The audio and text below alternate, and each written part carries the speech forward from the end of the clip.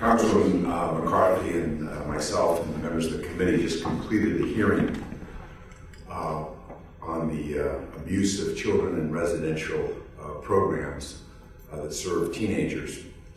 And I would say that there is a very dangerous and national epidemic of abuse and neglect of children in privately run residential programs, whether those programs market themselves as therapeutic boarding schools, wilderness camps, or something else.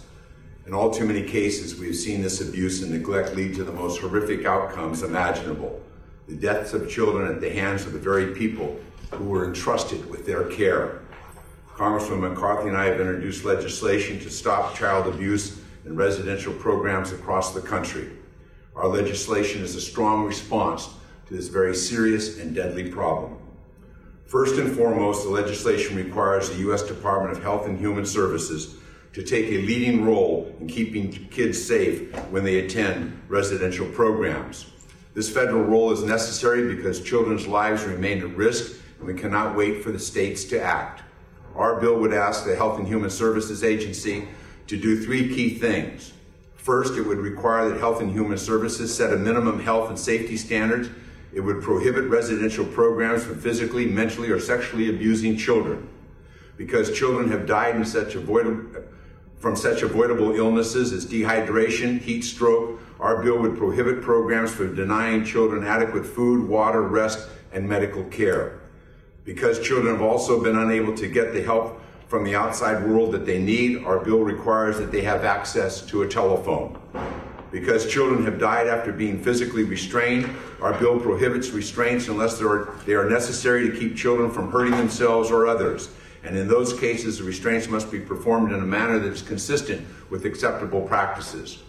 Our bill also requires that the program staff members know how to identify and report child abuse and neglect.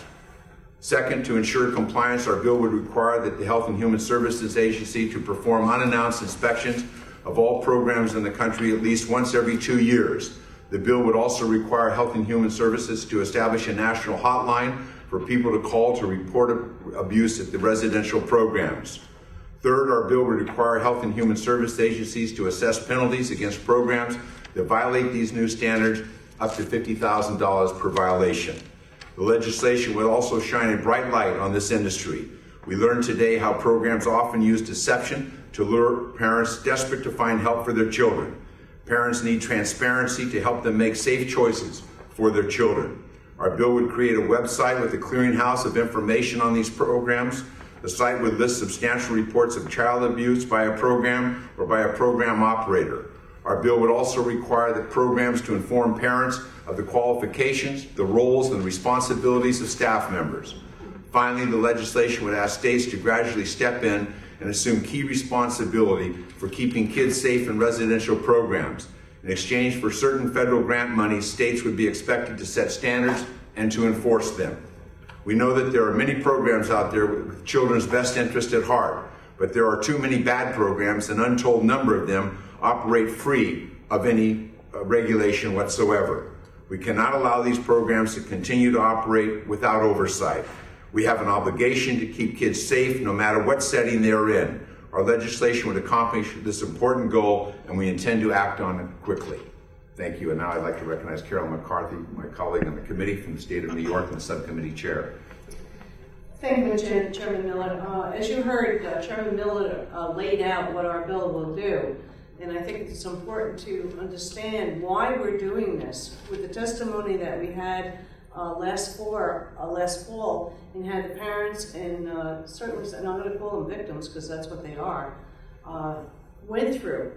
This is the follow-up that we had today on the hearing that Chairman Miller pulled together on the announcing of the bill that we introduced yesterday. In this day and age, it is a shame that there are groups out there that take advantage to the parents who are trying to do the best thing for their child. And they are. They want the best for their child. And not only to make their children, unfortunately, victims that will last for many, many years, but then, of course, the consequences of the parents also becoming victims because they sent their child there in the first place. This is wrong. And I'm happy to say that Chairman Miller has taken this seriously. He's been a champion on working with young people to prevent abuse.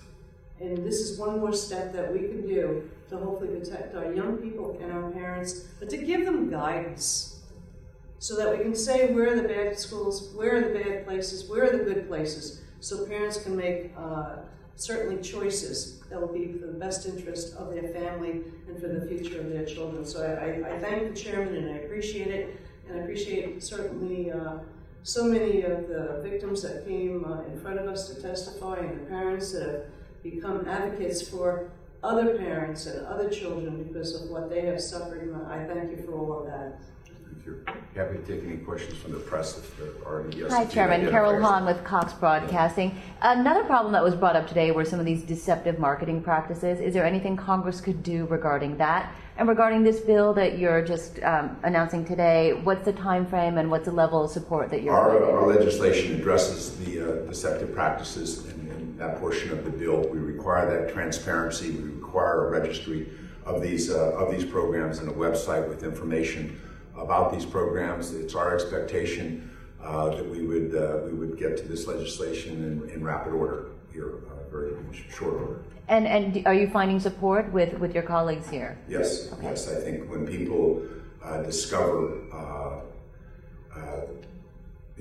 as the GAO reported, thousands of cases of child abuse in the October hearing, and now we're continuing to hear of those cases of child abuse. And now, of course, there's an increasing number of deaths of the students in these programs that Congress can't help but act. And my colleagues are quite surprised and alarmed that this has been allowed to go on as long as it has. Thank you. We also have in the audience Crystal Manangero, whose child was the subject of one of the case studies this morning, and Paul Lewis, who testified with us in October, and Cynthia Harvey, who testified with us in October, and also Maria Salovitz. What's the first name? Maya, excuse me. Long day. It was also the author of Help at Any Cost. I'm sure they would be happy to talk to the press if you so desire. And I want to thank them again for all the cooperation and the assistance they have given us, and of course always express our sorrow with your losses and the victims of these episodes. Thank you very much. Thank you. Thank you.